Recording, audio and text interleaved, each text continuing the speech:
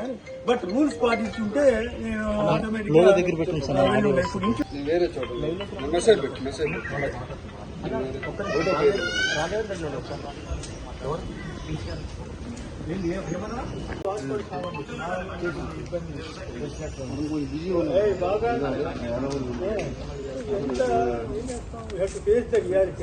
బయట దూరం ఉండి వచ్చి ఆపమన్నారు రాష్ట్రంలో ఎక్కడంటే పెడతాం చంద్రబాబు గారికి లోకేష్ గారికి కోపం వస్తే ఎవరైనా సరే జైలు పాలవ్వాలి, ఎవరైనా సరే ఇబ్బందులు పాలవ్వాలి. రాజ్యాంగము అనేది నేను కూడా అది చెప్పాను. నేను మీకు పూర్తిగా సహకరిస్తాను సహకరిస్తారండి. మీ రూల్స్ ప్రకారం వాళ్ళు మీరు వచ్చిన తర్వాత కానీ నాకైతే రాలా ఈ రూల్స్ ద్వారా. నేను అప్పటికి ఫోన్ ఎప్పుడు వచ్చాను వేస్తున్నా పంపిస్తున్నా నెట్ వస్తలేదు.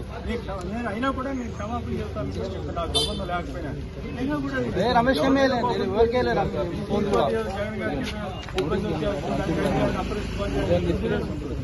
ఎవరిని ఎక్కడ కూడా ఒక పరిస్థితి చూస్తున్నాం. బట్ ఒక జర్నలిస్ట్కి సంబంధించి నేను చాలా క్లియర్ గా ఆయన 70 సంవత్సరాలు ఆయన వయసు సీనియర్ సిటిజన్ 70 సంవత్సరాల వయసులో బయట కూర్చోబెట్టారు అనేటువంటిది సెక్షన్ చూసుకుంటే మనము ఆయన మీద కేసు అయింది. ఎక్కడంటే రాయపూడి గ్రామానికి సంబంధించినటువంటి తుళ్ళూరు పోలీస్ స్టేషన్ సంబంధించినటువంటి కేసు ఇది. ఈ కేసులో మనం చూసుకుంటే ఆయనకు సంబంధించి అటు సెక్షన్ 79, 196 సబ్సెక్షన్ 1, తర్వాత 353 ఉంది సబ్సెక్షన్ 2, తర్వాత 299, 61 subsection 1, DNS 67, ITA 3 subsection 1, subsection 4, తర్వాత SC ST PC యాక్ట్ ఈ PCA అనేటువంటి ఇవన్నీ సెక్షన్స్ లో పెట్టడం జరిగింది.